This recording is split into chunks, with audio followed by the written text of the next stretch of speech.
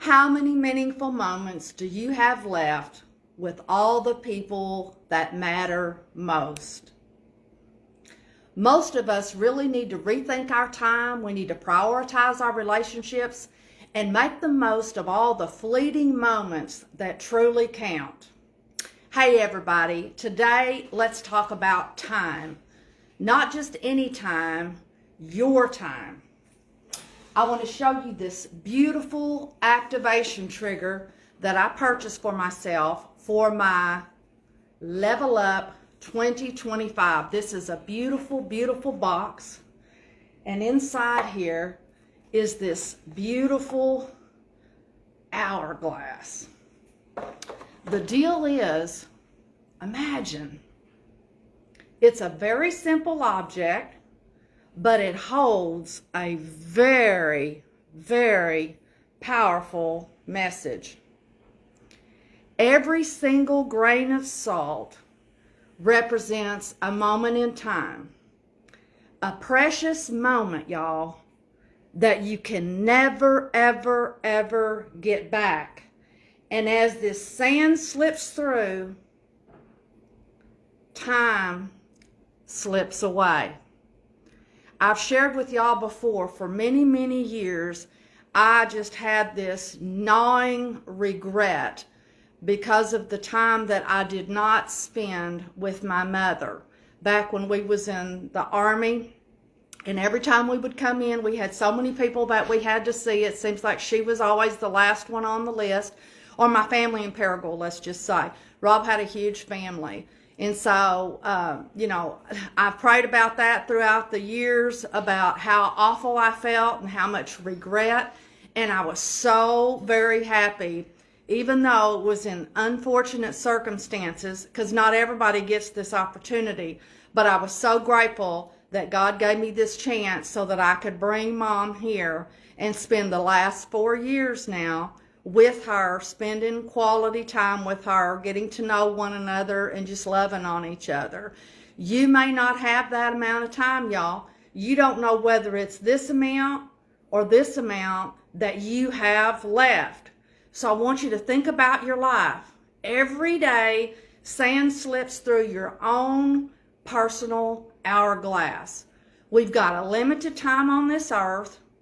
And it's up to us that we've got to make the very most of it. So in Level Up 2025, this is your opportunity to make sure that you are making the most of the time that you have left. So I want to share a couple of tips with you so that you can make the most of your time. And remember, every minute is going to count. And in another post, I'm going to show you 5 creative ways on how I'm going to use this little hourglass to keep me on track. Do you remember what we called that? An activation trigger. So that every time I look over there, it's going to mean something to me. And again, I'm going to do a post about that. But for the few tips, number 1, you need to prioritize your tasks. You've got to focus on the most important things. So many times you get bogged down in the busy minutia on stuff that really doesn't matter.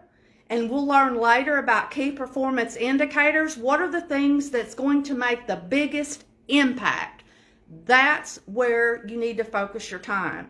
So prioritize your task. Number 2, set realistic but risky goals. We're going to break down those larger, big, bodacious goals into smaller, achievable steps.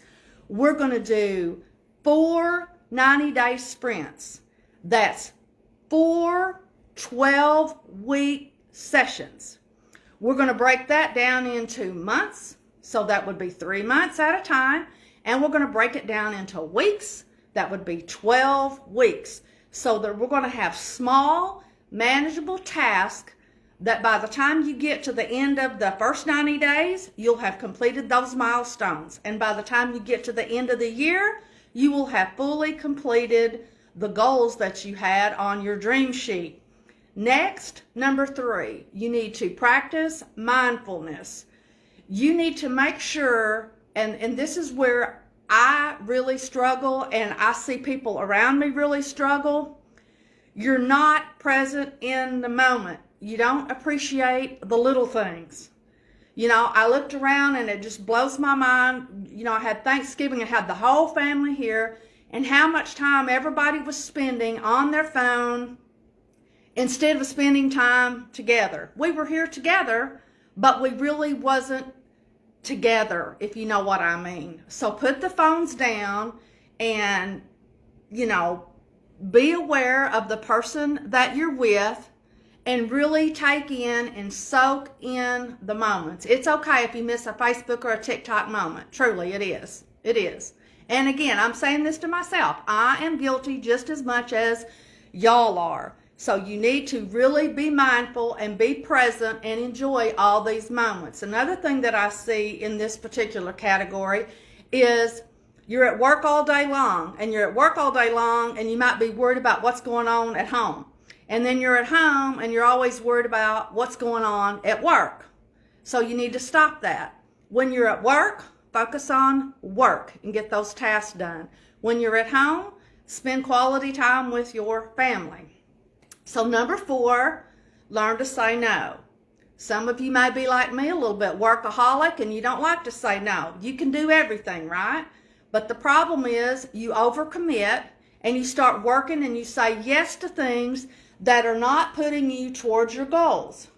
Same thing can happen with your community service and your volunteerism, because you need to be volunteering in things that really tug on your heart, but also it is aligned with your values, and it also is in alignment with your goals, what it is that you're trying to accomplish.